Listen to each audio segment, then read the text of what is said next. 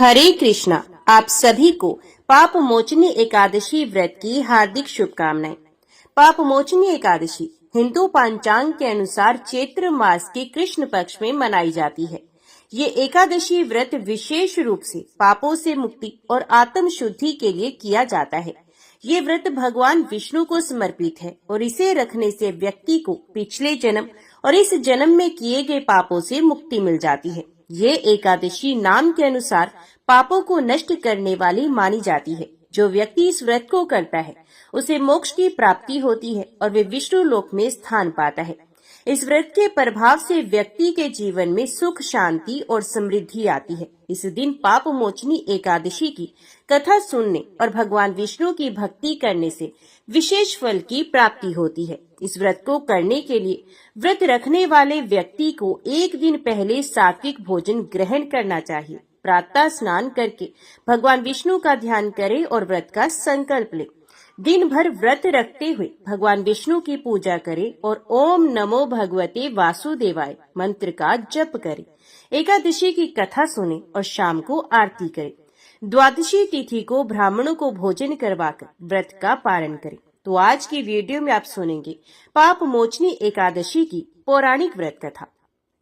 युधिष्ठिर ने भगवान श्री कृष्ण से पूछा कि हे भगवान, फाल्गुन शुक्ल पक्ष की आमल की एकादशी का महात्म्य मैंने सुना। अब चैत्र कृष्ण पक्ष की एकादशी का क्या नाम है, ये बताने की कृपा कीजिए। तो भगवान श्री कृष्ण बोले कि हे राजेंद्र, सुनो, मैं इस विषय में एक पाप नाशक उपाख्यान सुनाऊंगा, जिसे चक्रवर्ती नरेश मांधाता के पूछने पर महर्षि लोमश ने कहा था। मांधाता बोले कि हे भगवान, मैं लोगों के हित की इच्छा से ये सुनना चाहता हूँ कि चैत्र मास के कृष्ण पक्ष में किस नाम की एकादशी होती है, उसकी क्या विधि है तथा उससे किस फल की प्राप्ति होती है।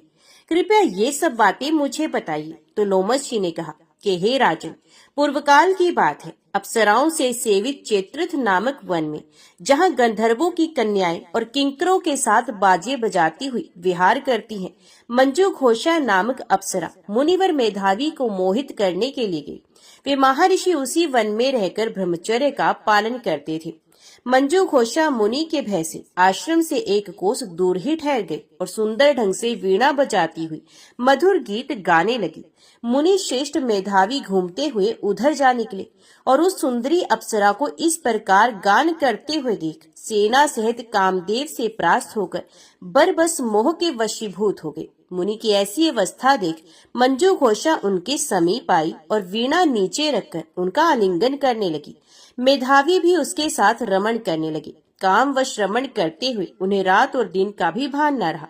इस प्रकार मुनि जनोचित सदाचार का लोप करके अप्सरा के साथ रमण करते उन्हें बहुत दिन व्यतीत हो गए।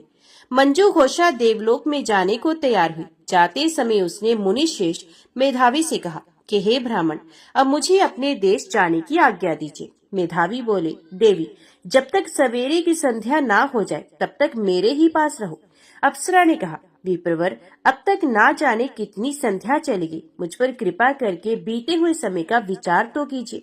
लोमश जी कहती हैं कि राजन, अप्सरा की बात सुनकर मेधावी के नेत्र आश्चर्य से चकित हो उठे। उस समय उन्होंने बीते हुए समय का हिसाब लगाया तो मालूम हुआ कि उसके साथ रहते 57 वर्ष व्यतीत हो गए थे।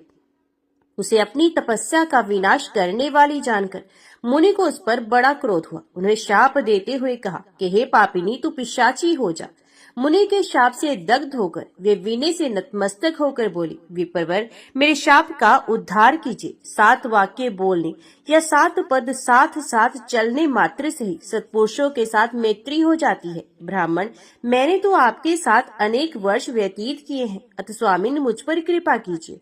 मुनि बोले, भद्रे, मेरी बात सुनो, ये शाप से उद्धार करने वाली है। क्या करूं? तुमने मेरी बहुत बड़ी तपस्या नष्ट कर डाली है। चैत्र कृष्ण पक्ष में जो शुभ एकादशी आती है उसका नाम पाप मोचनी है। वे सब पापों को क्षय करने वाले हैं। सुंदरी, उसी का व्रत करने पर तुम्हारी पिशाचता दूर हो जाएगी। ऐसा कहकर मेधावी अपने पिता मुनिवर च्यवन के आश्रम पर गए। उन्हें आया देख च्यवन ने पूछा कि बेटा, ये क्या किया? तुमने तो अपने पुण्य का नाश कर डाला। मेधावी बोले, पिताजी, मैंने अप्सरा के साथ रमण करने का पातक किया है। कोई ऐसा प्रायश्चित बताइए जिससे पाप का नाश हो जाए। च्यवन ऋषि ने कहा, बेटा, चैत्र कृष्ण पक्ष में जो पाप मोचनी एकादशी होती है, उसका व्रत करने पर पाप राशि का विनाश हो जाएगा। पिता का ये कथन सुनकर मेधावी ने उस व्रत का अनुष्ठान किया। इससे उनका पाप नष्ट हो गया और वे पुण्य तपस्या से परिपूर्ण हो गए। इसी प्रकार मंजू घोषा ने भी इस उत्तम व्रत का पालन किया। पाप मोचनी का व्रत करने के कारण वे पिशाच योनि से मुक्त हुई और दिव्य रूप धारिणी श्रेष्ठ अप्सरा होकर स्वर्गलोक में चली गई। राजन, जो श्रेष्ठ मनुष्य पाप मोचनी एकादशी का व्रत करते हैं, उनका सारा पाप नष्ट हो जाता है। इसको पढ़ने और सुनने से सहस्त्र गोदान का फल मिलता है। ब्रह्म हत्या, स्वर्ण की चोरी, सूरापान और गुरुपत्नी गमन करने वाले महापातकी भी इस व्रत के करने से पाप मुक्त हो जाते हैं। ये व्रत बहुत ही पुण्यमय है। ओम नमो भगवते वासुदेवाय नमः। सब प्रेम से बोलो, लक्ष्मी नारायण भगवान की जय, राधा कृष्ण भगवान की जय। आइए अब बड़े ही प्रेम से मन की कामनाओं को पूरी करने वाली कथा को सुनते हैं। ओम नमो भगवते वासुदेवाय नमः। भक्त लाखा जी जाति के गौड़ ब्राह्मण थे। राजपुताने के एक छोटे से गांव में उनका घर था। लाखा जी विशेष पढ़े तो नहीं थे, परंतु विष्णु सहस्त्रनाम और गीता उनको कंठस्थ थे और भगवान में उनका अटूट विश्वास था। ये खेती का काम करते थे। इनकी स्त्री खेमाबाई बड़ी साध्वी और पतिव्रता थी। घर का सारा काम तो करती, खेती के काम में भी पति की पूरी सहायता करती थी और पति की सेवा किए बिना तो उसका नित्य का व्रत ही पूरा नहीं होता था। वे नित्य प्रातः काल स्नान करके पति के दाहिने चरण के अंगूठे को धोकर पीती। लाखा जी को संकोच होता, वे मना भी करते, परंतु खेमाबाई के आग्रह के सामने उनकी कुछ भी न चलती। उनके 2 संतान थी, एक पुत्र और दूसरी कन्या। पुत्र का नाम था देवा और कन्या का गंगाबाई। पुत्र के विवाह की तो जल्दी नहीं थी, परंतु धर्म भीरु ब्राह्मण को कन्या के विवाह की बड़ी चिंता थी। चेष्टा करते करते समीप के ही एक गांव में योग्य वर मिल गया। वर के पिता संतोषी ब्राह्मण थे। संबंध हो गया और समय पर लाखा जी ने बड़े चाव से अपनी कन्या गंगाबाई का विवाह करके उसे ससुराल भेज दिया। इस समय गंगाबाई की उम्र 12 वर्ष की थी। देवा उम्र में बड़ा था, परंतु उसका विवाह कन्या के विवाह के 2 साल पीछे किया गया। बहू घर में आई। बहू का नाम था लक्ष्मी। वे स्वभाव में साक्षात लक्ष्मी ही थी। इस प्रकार लाखा जी सब तरह से सुखी थे। लाखा जी का नियम था रोज सवेरे गीता जी का एक पूरा पाठ करना और रात को सोने से पहले पहले विष्णु सहस्त्रनाम के 50 पाठ कर लेना। उनके मुख से पाठ होता रहता और हाथों से काम। ये नियम जब वे 10 वर्ष के थे तभी पिता ने दिलाया था, जो जीवन भर अखंड रूप से चला। इसी नियम ने उन भगवत विश्वास रूपी परम निधि प्रदान की। सदा दिन एक से नहीं रहते, ना मालूम प्रारब्ध के किस संयोग से कैसे दिन बदल जाते हैं। लाखा जी के जमाता को सांप काट गया और विधि के विधानवश 25 वर्ष की युवावस्था में वे अपनी 22 वर्ष की पत्नी और माता पिता को छोड़कर चल बसा। जब लाखा जी को ये समाचार मिला, तब उन्होंने बड़े धीरज के साथ अपनी स्त्री खेमाबाई और पुत्र तथा पुत्रवधू को अपने पास बुलाकर कहा, देखो, संसार की दृष्टि से हम लोगों के लिए ये बड़े ही दुख की बात हुई है। दुख इस बात का इतना नहीं है कि जवाई मर गए। जीवन मरण सब प्रारब्धधीन है, इन्हें कोई टाल नहीं सकता। दुख तो इस बात का है कि गंगाबाई का जीवन दुख रूप हो गया। यदि हम लोग अपने व्यवहार बर्ताव से गंगाबाई का दुख मिटा सके तो हमारा सारा दुख दूर हो जाए। उसके दुख दूर होने का उपाय ये है कि हम यहाँ ले आए। हम लोग स्वयं विषय भोगों का त्याग करके उसे श्री भगवान की सेवा में लगाने का प्रयत्न करें। भोगों की प्राप्ति से दुखों का नाश नहीं होता, न भोगों के नाश में ही वस्तु दुख है। दुख के कारण तो हमारे मन के मनोरथ हैं। एक भी भोग ना रहे, अति आवश्यक चीजों का भी अभाव हो, परंतु मन यदि अभाव का अनुभव ना करके सदा संतुष्ट रहे, उसमें मनोरथ ना उठे, तो कोई भी दुख नहीं रहेगा। इसी प्रकार भोगों की प्रचुर प्राप्ति होने पर भी जब तक किसी वस्तु के अभाव का अनुभव होता है और उसको प्राप्त करने की कामना रहती है, तब तक दुख नहीं मिट सकते। यदि हम लोग चेष्टा करके गंगाबाई के मन से उसके पति के अभाव को भुला दे सके और उसकी सदा भाव रूप परम पति भगवान के चरणों में आसक्ति उत्पन्न कर दे, तो वे सुखी हो सकती है। यद्यपि यहाँ के सारे संबंध इस शरीर को लेकर ही हैं, तथापि जब तक संबंध है तब तक हम लोगों को परस्पर ऐसा बर्ताव करना चाहिए जिससे हमारे मन भोगों से हटकर भगवान में लगे और हमें परम कल्याण रूप श्री भगवान की प्राप्ति हो। हित करने वाले सच्चे माता पिता, पुत्र, भाई, स्त्री, स्वामी वही हैं जो अपनी संतान को, माता पिता को, भाई बहनों को, स्वामी को और पत्नी को अनंत कलेश रूप जगजाल से छुड़ाकर अचिंत्य आनंद स्वरूप भगवान के पद पर चढ़ा देते हैं।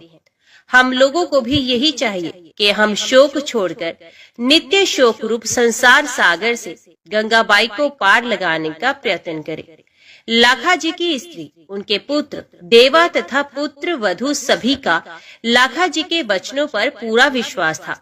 वे सब प्रकार से उनके अनुगत थे, अतः लाखा जी के इन वचनों का उन पर बड़ा प्रभाव पड़ा और उन्होंने कहा, आप गंगाबाई को यहाँ ले आइए।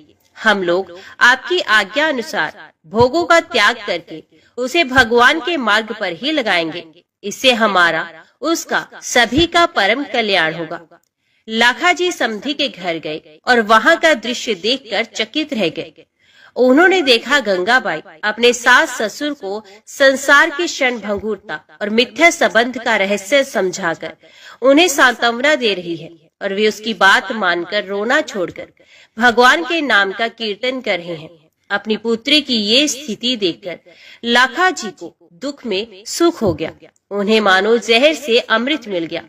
वे समधी से मिले, उन्हें देखकर शोक सागर उमड़ा, परंतु गंगाबाई के उपदेशों की स्मृति आते ही तुरंत शांत हो गया। समधी ने लाखा जी से कहा, लाखा जी, आप धन्य हैं जो आपके घर ऐसी साध्वी कन्या उत्पन्न हुई। आप जानते हैं युवा पुत्र की मृत्यु का शोक कितना भयानक होता है।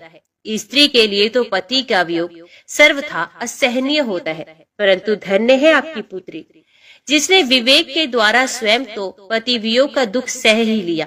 हम लोगों को भी ऐसा उपदेश दिया कि हमारा दारुण पुत्र शोक दूर हो गया। हम समझ गए जगत के ये सारे संबंध आरोपित हैं। जैसे किसी खेल में अलग अलग समांग धरकर लोग आते हैं और अपना अपना खेल पूरा करके चले जाते हैं, वैसे ही संसार रूपी खेल में हम लोग आते हैं, संबंध जोड़ते हैं और खेल पूरा होते ही चले जाते हैं। यहाँ कोई किसी का पुत्र या पिता नहीं, एकमात्र परमात्मा ही सबके परम पिता है। हम सबको उन्हीं की आराधना करनी चाहिए। आप आ गए हैं, अपनी इस साध्वी कन्या को अपने घर ले जाइए। हम दोनों स्त्री पुरुष पुष्कर राज जाकर भगवत भजन में ही शेष जीवन बिताना चाहते हैं। आपकी पुत्री हमारे साथ जाने का आग्रह करती है, परंतु हमारे मन में भगवान ऐसी ही प्रेरणा करते हैं कि वे आपके ही पास रहे। हाँ, इतना हम जरूर चाहते हैं कि ये अपनी सद्भावना से हमारा सदा कल्याण करती रहे। आप जाइए, हम लोग बड़े ही कृतज्ञ हैं क्योंकि आपकी पुत्री ने ही हमारी आंखें खोली हैं और हमें वैराग्य विवेक का परम धन देकर भगवान की अभचारिणी भक्ति प्रदान की है। लाखा जी समधी के वचन सुनकर अचरज में डूब गए और उन्हें अपना विवेक वैराग्य इनके सामने फीका जान पड़ा। वे जमाता की मृत्यु के शोक को भूल गए और अपनी पुत्री तथा समधी समधन को जैसी स्थिति प्राप्त कराना चाहते थे, उससे भी कहीं अधिक उनकी ऊंची स्थिति देखकर उन्हें बड़ा आनंद हुआ। उन्होंने समधी समधन को हर्ष के साथ पुष्कर राज भेज दिया। उनके निर्वाह के लिए घर में जो कुछ भी था सब बेचकर नकद रुपए उन्हें दे दिए और गंगाबाई को साथ लेकर घर की ओर प्रस्थान किया। गंगाबाई को प्रसन्नचित देख लाखा जी ने पूछा, बेटी, तेरी ऐसी अनोखी हालत देखकर मैं अचरज में डूब रहा हूँ। मैं तरह तरह के विचार करता आया था कि तुझे कैसे समझाकर धीरज बंधाऊंगा, परंतु तेरी स्थिति देखकर तो मैं चकित हो गया। बता बेटी, तुझे ऐसा ज्ञान कहाँ से और कैसे प्राप्त हुआ? गंगाबाई ने कहा, पिताजी, ये सारा आपकी भक्ति तथा भजन का प्रताप है। आप जो रोज पूरी गीता और विष्णु सहस्त्रनाम के 50 पाठ करते हैं, उन्हीं के प्रताप से भगवान ने मुझको विश्वास प्रदान किया और अपनी कृपा के दर्शन कराए। आपकी कृपा से भैया और मैं, हम दोनों ने विष्णु सहस्त्रनाम कंठस्थ कर लिया था। यहाँ आकर मैं जहाँ तक मुझसे बनता निरंतर मन ही मन विष्णु सहस्त्रनाम के पाठ किया करती। आपके जमाता की मृत्यु के 3 दिन पहले भगवान ने मुझको स्वप्न में दर्शन देकर कहा, बेटी, तेरे पति की आयु पूरी हो चुकी है, वे मेरा भक्त है, तेरे साथ कोई पूर्व संबंध का संयोग शेष था, इसी से उसने जन्म लिया था। अब इसे 3 दिन बाद सांप डसेगा, उस समय तू इसे मेरा सहस्त्रनाम और गीता सुनाती रहना। ऐसा करने से इसका कल्याण हो जाएगा और ये मेरे धाम को प्राप्त होगा। मैं तुझे वरदान देता हूँ, तुझे शोक नहीं होगा, तुझे सच्चा वैराग्य और ज्ञान प्राप्त होगा। तेरे उपदेश से तेरे सास ससुर भी कल्याण पथ के पथिक होकर अंत में मुझको प्राप्त करेंगे और तू जीवन भर मेरी भक्ति करती हुई अपने माता पिता तथा भाई भौजाई के सहित मेरे परम धाम को प्राप्त होगी। पिताजी इतना कहकर भगवान अंतर ध्यान हो गए और मैं जाग पड़ी। मानो उसी समय से मुझे ज्ञान का प्रकाश मिल गया। मैं सारे शोक मोह से छूटकर पति के कल्याण में लग गई। मैंने व्रत धारण किया और रातों जागकर पति देवता को गीता और सहस्त्र नाम सुनाती रही। तीसरे दिन पति देव स्नान करके तुलसी जी को जल दे रहे थे। मैं उनके पास खड़ी सहस्त्र नाम का पाठ कर ही रही थी। वे भी श्री भगवान का नाम ले रहे थे। इसी समय अचानक एक काल सर्प ने आकर उनके पैर को डस लिया और देखते ही देखते ब्रह्मांड फटकर उनके प्राण पखेर उड़ गए। अंतिम श्वास में मैंने सुना उनके मुख से हे नारायण नाम निकला और उनके कान में विष्णु सहस्त्र नाम के नामों ने प्रवेश किया। उनकी आंखें खुल गई। मैंने देखा श्री भगवान चतुर्भुज रूप में उनकी आंखों के सामने विराजित हैं। इतने में ही जोर की ध्वनि हुई और उनका कपाल फट गया। पिताजी, पतिदेव की मृत्यु ने मेरे मन में भगवत विश्वास का समुद्र लहरा दिया। अब मैं तो उसी में डूब रही हूँ। आप मेरी सहायता कीजिए जिससे मैं सदा इसी में डूबी रहूं। आप लोग मेरा साथ तो देंगे ही। लाखा जी पुण्य में गंगा की पुण्यपूर्ण वाणी सुनकर गदगद हो गए। उनकी आंखों से आनंद के आंसू बह चले। पिता पुत्री घर आए और माता और भाई भौजाई से मिलकर गंगाबाई ने उल्टी उन्हें सांत्वना दी। लाखा जी और खेमाबाई तो उसे दिन से विरक्त होकर समस्त दिन रात भगवत भजन में ही बिताने लगे। घर की सारी संभाल गंगा माई करने लगी। भाई भौजाई प्रत्येक काम उसकी आज्ञा लेकर करते।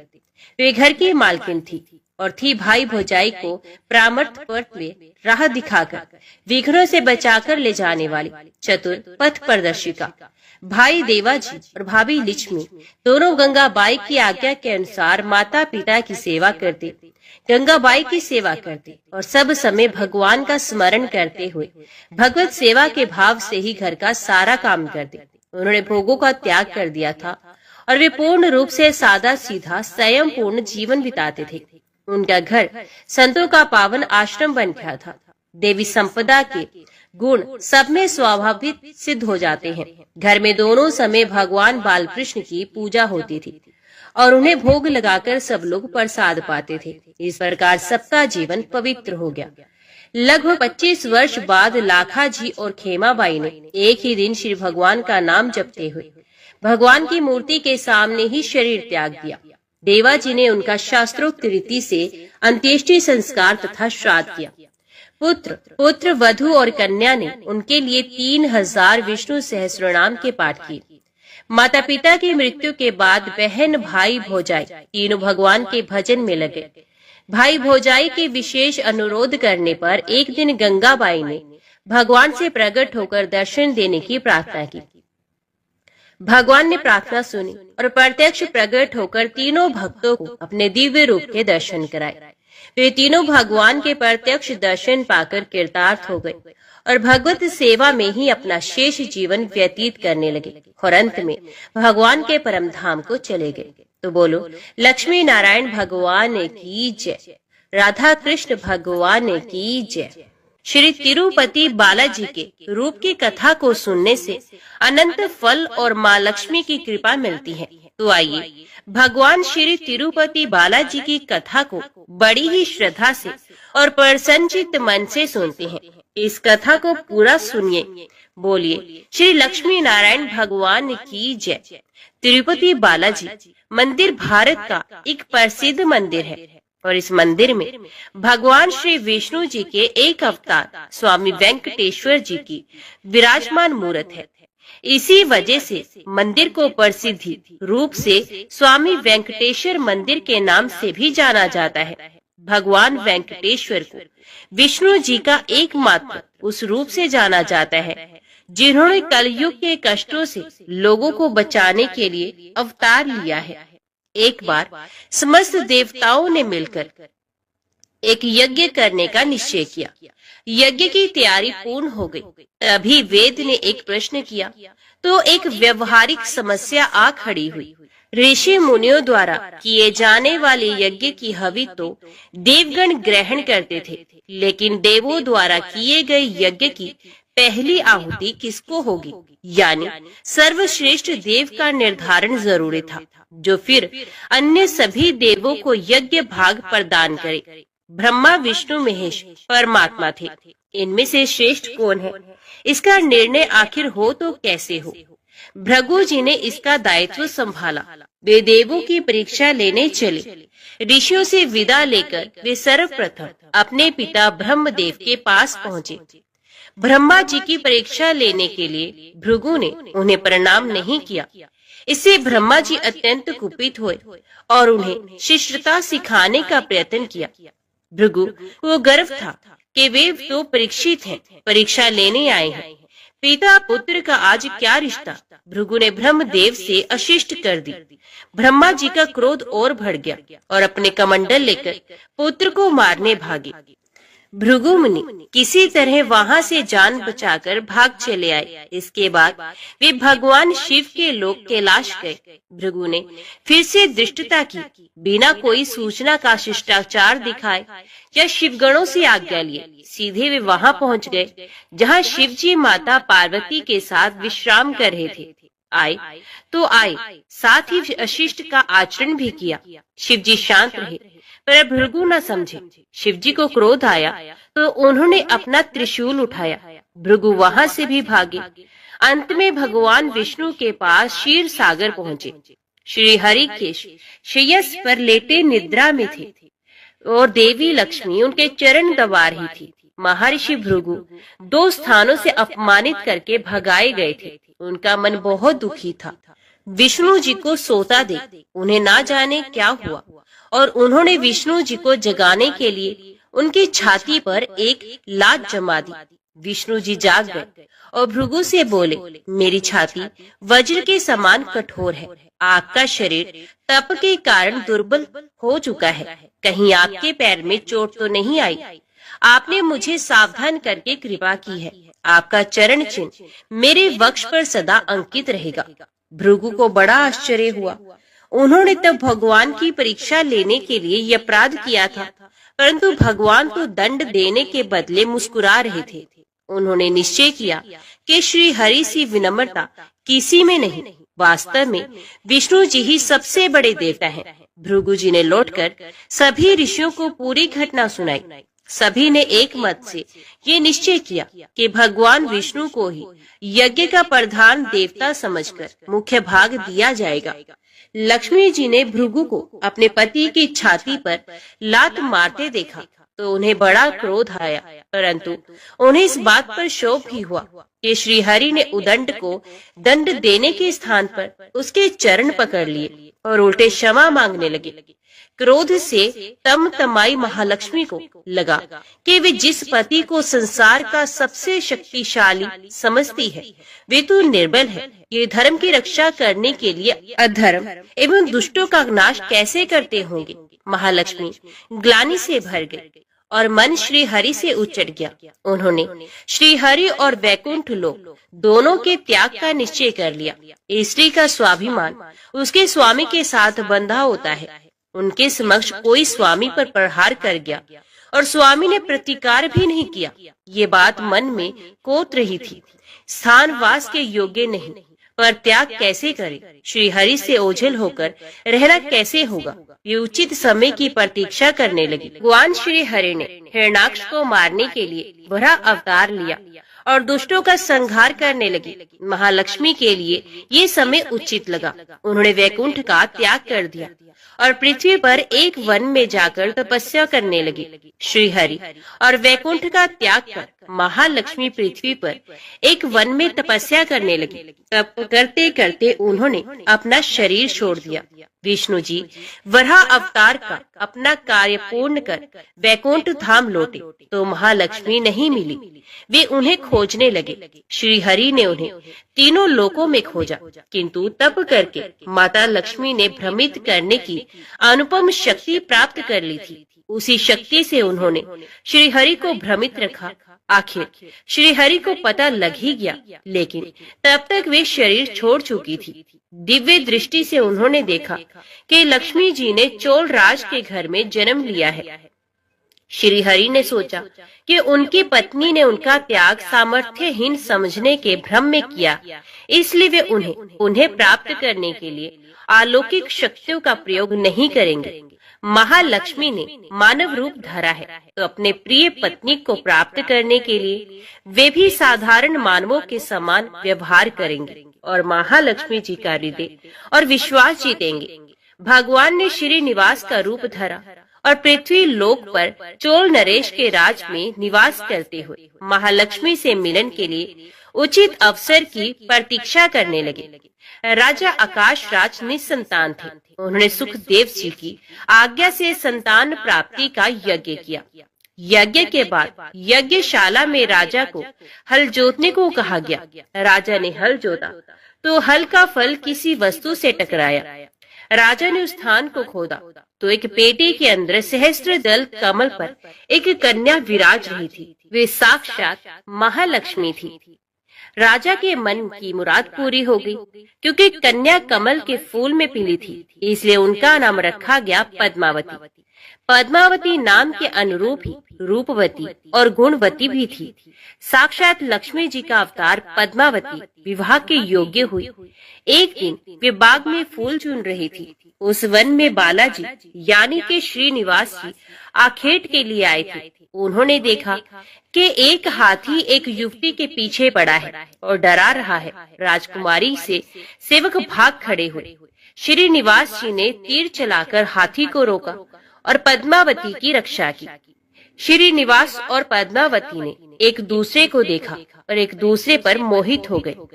दोनों के मन में परस्पर अनुराग पैदा हुआ, लेकिन दोनों बिना कुछ कहे अपने अपने घर लौट गए। श्रीनिवास जी घर तो लौट आए, लेकिन मन पद्मावती में ही बस गया। वे पद्मावती का पता लगाने के लिए उपाय सोचने लगे। उन्होंने ज्योतिषी का रूप धरा और भविष्य बांचने के बहाने पद्मावती को ढूंढने निकले। धीरे धीरे ज्योतिष श्रीनिवास की ख्याति पूरे चोल राज में फैल गई। पद्मावती के मन में भी श्रीनिवास के लिए प्रेम उमड़ पड़ा। वे उनसे मिलने को व्याकुल थी, किंतु कोई पता ठिकाना न होने के कारण उनका मन चिंतित था। इस चिंता और प्रेम विरह में उन्होंने भोजन श्रृंगार आदि का त्याग कर दिया। इसके कारण उनका शरीर कृशकाय होता चला गया। राजा से पुत्री की ये दशा देखी नहीं जा रही थी। वे चिंतित थे। ज्योतिषी की प्रसिद्धि की सूचना राजा को भी मिली। राजा ने ज्योतिषी श्रीनिवास को बुलाया और सारी बात बताकर अपनी कन्या की दशा का कारण बताने को कहा। श्रीनिवास राजकुमारी का हाल समझने पहुँचे तो पद्मावती को देखकर प्रसन्न हो गए। उनका उपक्रम सफल हो गया था। उन्होंने पद्मावती का हाथ अपने हाथ में लिया और कुछ देर तक पढ़ने का स्वांग करने के बाद वो बोले, महाराज, आपकी पुत्री प्रेम के विरह में जल रही है। आप इनका शीघ्र विवाह कर दें तो स्वस्थ हो जाएंगे। पद्मावती ने अब श्रीनिवास की ओर देखा। देखते ही पहचान गई। उनके मुख पर प्रसन्नता के भाव आए और वे हंसी। काफी दिनों बाद पुत्री को प्रसन्न देख राजा को लगा कि ज्योतिषी का अनुमान बिल्कुल सही है। राजा ने श्रीनिवास जी से पूछा, हे ज्योतिषी महाराज, यदि आपको ये पता है कि मेरी पुत्री प्रेम के विरह में पीड़ित है, तो आपको ये भी सोचना होगी कि मेरी पुत्री को किससे प्रेम है। उसका विवाह करने को मैं तैयार हूँ। आप उसका परिचय दें। श्रीनिवास जी ने कहा, आपकी पुत्री एक दिन वन में फूल चुनने गई थी। एक हाथी ने उन पर हमला किया तो आपके सैनिक और दासियां भाग खड़ी हुई। राजकुमारी के प्राण एक धनुर्धर ने बचाए थे। राजा ने कहा, हाँ, मेरे सैनिकों ने बताया था कि एक दिन ऐसी घटना हुई थी। एक वीर पुरुष ने उसके प्राण बचाए थे, लेकिन मेरी पुत्री के प्रेम से उस घटना का क्या तात्पर्य। श्रीनिवास जी ने कहा, आपकी पुत्री को अपनी जान बचाने वाले उसी युवक से प्रेम है। राजा के पूछने पर श्रीनिवास ने कहा, वे कोई साधारण युवक नहीं है, बल्कि शंख चक्रधारी स्वयं भगवान विष्णु है। इस समय वैकुंठ को छोड़कर मानव रूप में श्रीनिवास के नाम से पृथ्वी पर वास कर रहे हैं।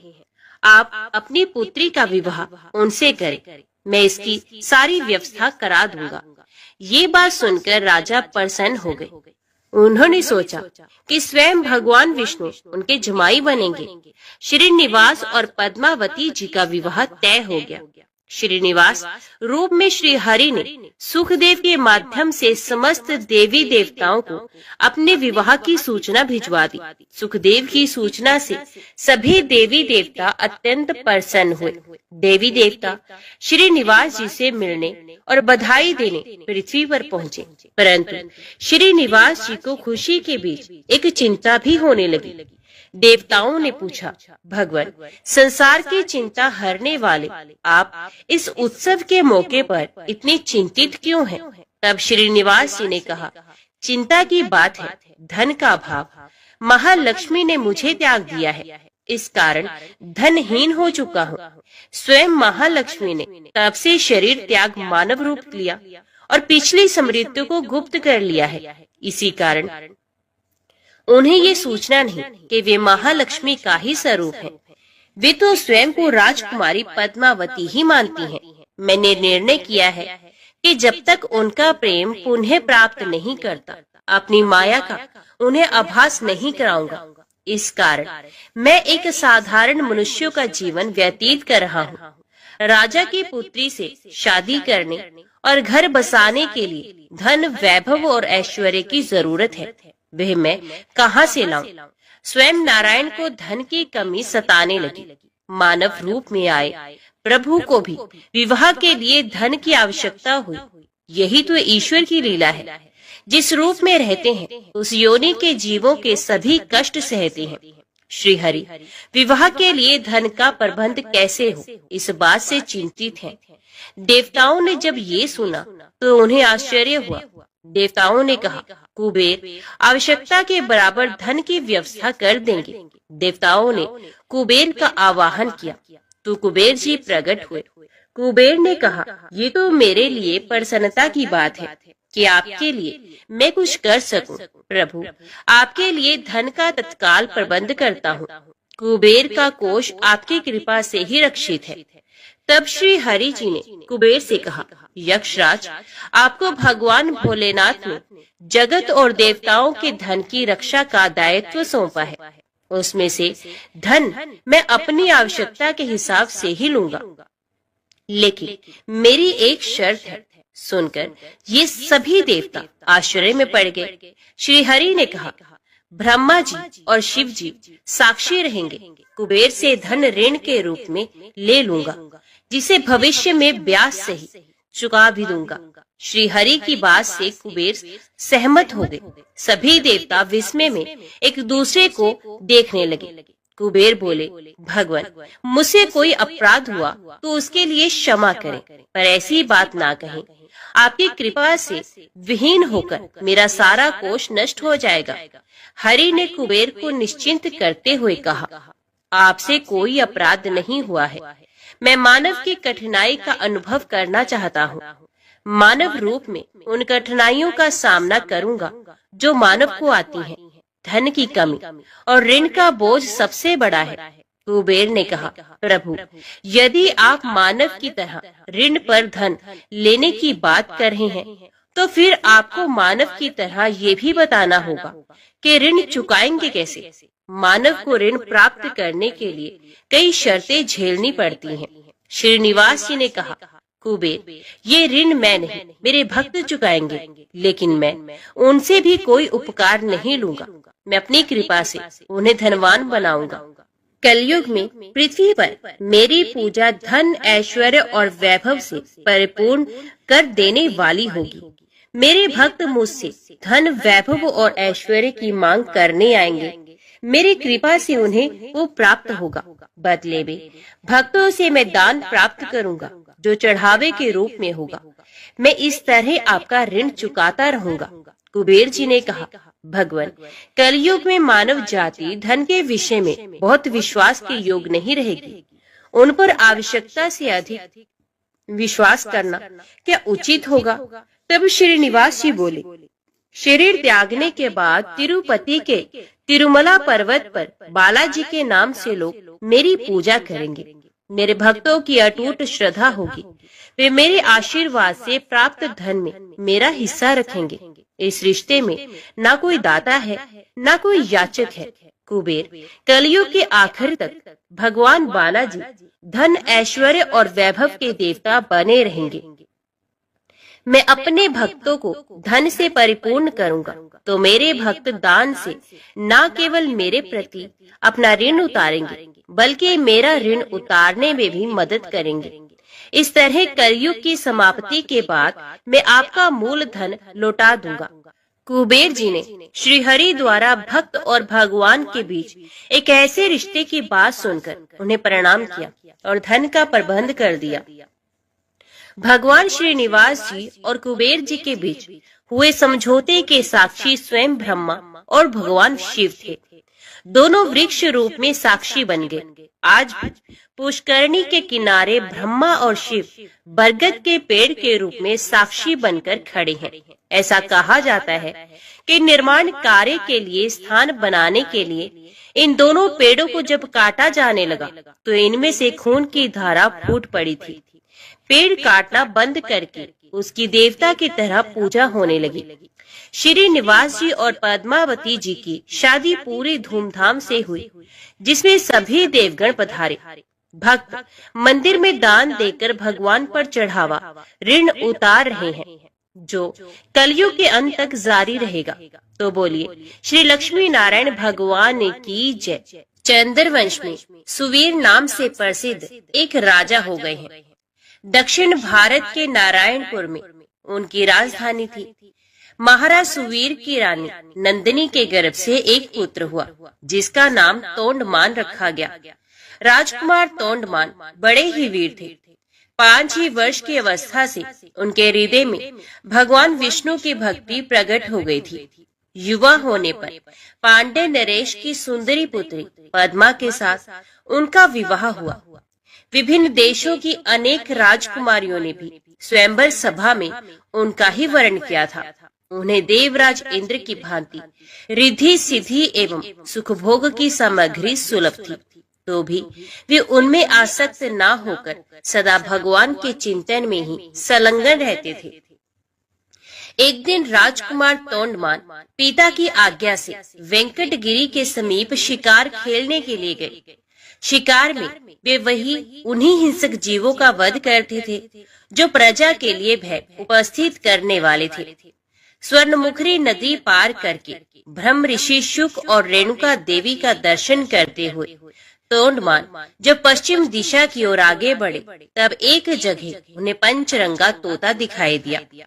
वे देखने में बड़ा ही सुंदर था और भगवान श्रीनिवास का नाम रट रहा था। उसकी दिव्य आकृति और मधुर बोली पर राजकुमार मुग्ध हो गए और उसे पकड़ने के लिए उसका पीछा करने लगे। तोता उड़कर वेंकटाचल के शिखर पर जा पहुंचा। तोंडमान भी उसका अनुसरण करते हुए गिरिराज पर चढ़ गए। परंतु वहाँ वे तोता कहीं भी दिखाई नहीं दिया। पास ही में श्यामा कवन था। निषाद राज वसु, जो भगवान श्रीनिवास के अनन्य भक्त थे, उस वन की रखवाली करते थे। राजकुमार को आते देख उन्होंने उनकी अगवानी की और उन्हें प्रणाम करके विनीत भाव से दोनों हाथ जोड़कर कहा, युवराज स्वागत है, कहिए आपकी क्या सेवा करूं? राजकुमार बोले, वनेचर, इधर एक पंचरंगा तोता उड़ता हुआ आया है, क्या तुमने उसे देखा है? वे श्रीनिवास की रट लगा रहा था, मैं उसी को ढूंढ रहा हूँ, बताओ वे किधर गया है?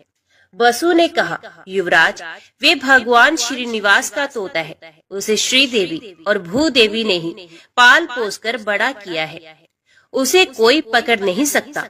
भगवान को वे शुक बहुत ही प्रिय है। अब मैं भगवान की आराधना के लिए जाता हूँ, जब तक लौटकर ना आऊं तब तक आप यहीं वृक्ष के नीचे आराम कीजिए। राजा ने कहा, निषाद राज, मैं भी भगवान के दर्शन करूंगा, मुझे अपने साथ ले चलिए।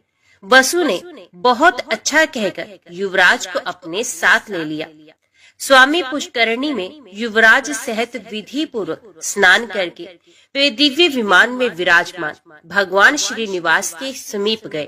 तोंडमान ने देखा, बिल वृक्ष के नीचे भगवान का दिव्य विमान प्रकाशित हो रहा है, उसके भीतर भगवान श्रीनिवास विराज रहे हैं। परम सुंदरी श्री देवी और भूदेवी उनकी सेवा में संलग्न है। उनके श्री अंगों की श्यामलता अलसी के फूल से सुशोभित हो रही है। नेत्र खिले हुए कमल दल की भांति सुंदर एवं विशाल है। 4 भुजाएं थी। भगवान के अंग अंग से उदारता प्रकट हो रही थी। उनके मुखार विंद पर मंद मंद मुस्कुराहट की छटा मन को मोह लेती थी। श्री अंगों पर पीताम्बर की अपूर्व शोभा थी। शंख चक्र आदि आयुध मूर्तिमान होकर भगवान की सेवा कर रहे थे। युवराज भगवान का यह अद्भुत स्वरूप देखकर मुग्ध हो गए और उन्होंने अपना तन मन धन एवं जीवन उन्हीं के चरणों में न्यौछावर कर दिया। उन दिनों वहां गए हुए सभी बड़भागी भक्तों को उनके प्रत्यक्ष दर्शन होते थे। निषाद राज ने भगवान का पूजन करके उन्हें मधु मिश्रित सामा का भात निवेदन किया और प्रसाद लेकर राजकुमार के साथ वे पुनः अपनी कुटी पर लौट आए। रात में उनकी कुटी पर रहकर राजकुमार ने सत्संग का सुख उठाया और प्रातः काल सेवकों सहित अपने नगर को प्रस्थान किया। मार्ग में उन्हें शुक मुनि तथा रेणुका देवी का भी कृपा प्रसाद प्राप्त हुआ। कुछ दिनों बाद राजा सुवीर ने अपने पुत्र को राज्य दे स्वयं वनप्रस्थ आश्रम ग्रहण किया। महाराज तोंडमान धर्मपूर्वक प्रजा का पालन करते हुए भगवान की आराधना में तत्पर रहने लगे। एक दिन निषाद राज वसु राजद्वार पर उपस्थित हुए। सूचना पाकर महाराज ने उन्हें दरबार में बुलाया और स्वागत सत्कार करके पूछा, निषाद राज कैसे पधारे हैं? बसु ने कहा, राजन, मैंने वन में एक बड़े आश्चर्य की बात देखी है। रात में एक श्वेत रंग का वरहा आकर मेरा सावा चरने लगा है। ये देख मैंने हाथ में धनुष लेकर उसका पीछा किया। वरहा मुझे देखते ही हवा हो गया। मैंने भी पीछा नहीं छोड़ा। स्वामी पुष्करणी के तट पर जाकर वे वरहा एक बांबी में घुस गया। तब मैं क्रोध में आकर उस बांबी को ही खोदने लगा। इतने में ही मूर्छित होकर गिर पड़ा। उसी समय मेरा पुत्र भी वहां आ पहुंचा। मुझे मूर्छित देख वे भगवान मधुसूदन की स्तुति करने लगा।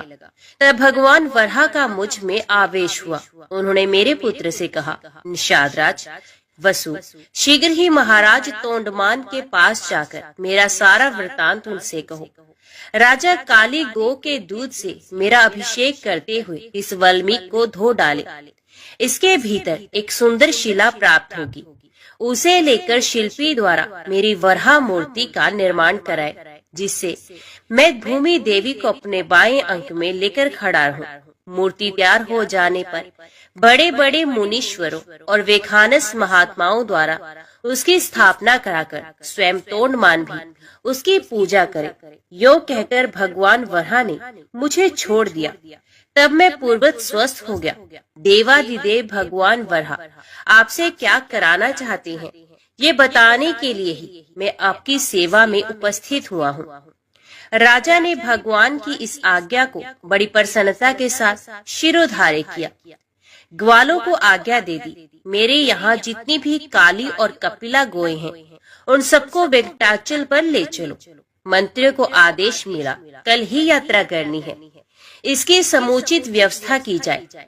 तदंतर तोंडमान अंतपुर में गए और सभी रानियों से वराह भगवान का वे आदेश सुनाकर रात में वहीं सो गए। सपने में भगवान श्रीनिवास ने उन्हें बिल का मार्ग दिखलाया और राजद्वार से लेकर बिल के समीप तक पल्लव बिछवा दिए। सवेरे उठने पर राजा ने अपना स्वप्न लोगों पर प्रकट किया और द्वार पर बिछे हुए पल्लव वहां प्रत्यक्ष दिखाई दिए। महाराज ने शुभ मुहूर्त में यात्रा की और बिल के समीप पहुंचकर वहां एक सुंदर नगर बसाया। भगवान के आदेश के अनुसार उन्होंने मूर्ति निर्माण, प्रतिष्ठा और पूजन का कार्य बड़ी धूमधाम से संपन्न किया।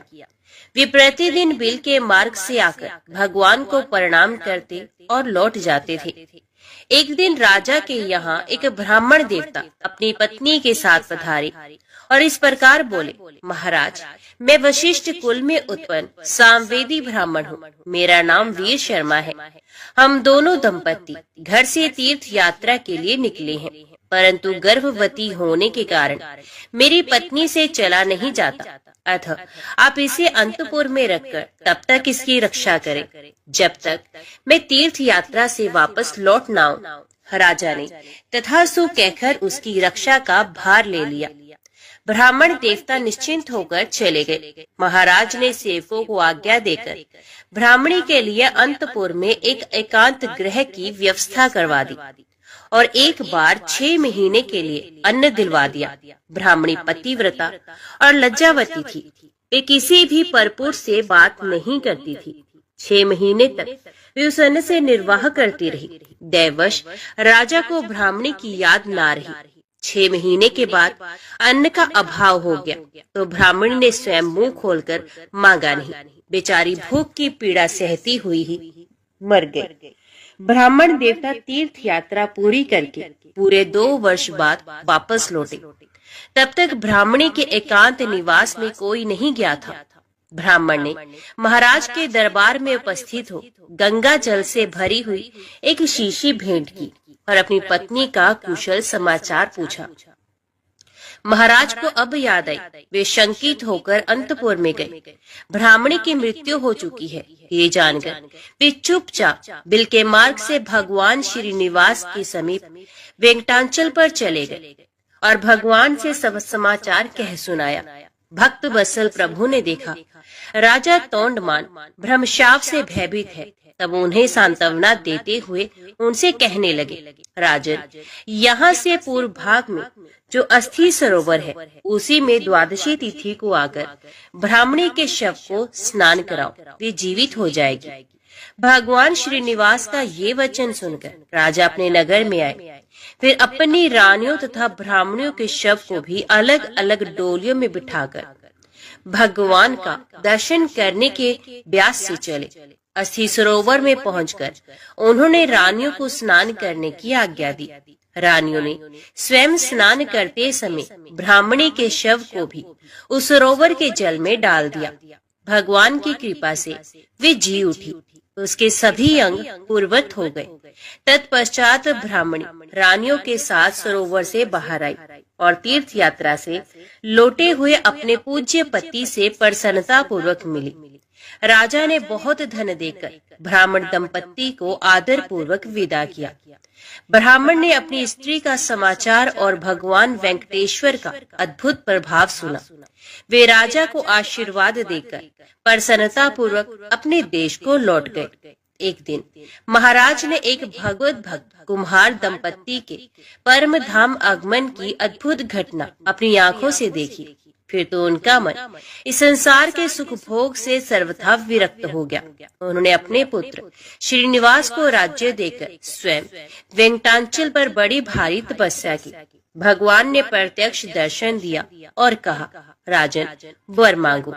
राजा ने भगवान के नित्य धाम में रहकर उनकी सेवा का सौभाग्य मांगा।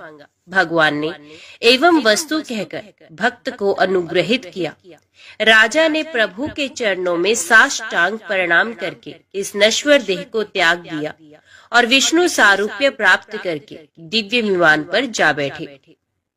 उस समय देवता और गंधर्व आकाश से फूलों की वृष्टि करते हुए उनके सौभाग्य की भूरी भूरी प्रशंसा करने लगे। इस प्रकार राजा तोंडमान ने अपनी अनन्य भक्ति के प्रभाव से भक्त वत्सल श्री हरि का जरा मृत्यु रहित पुनरावृत्ति शून्य वैकुंठ धाम प्राप्त किया।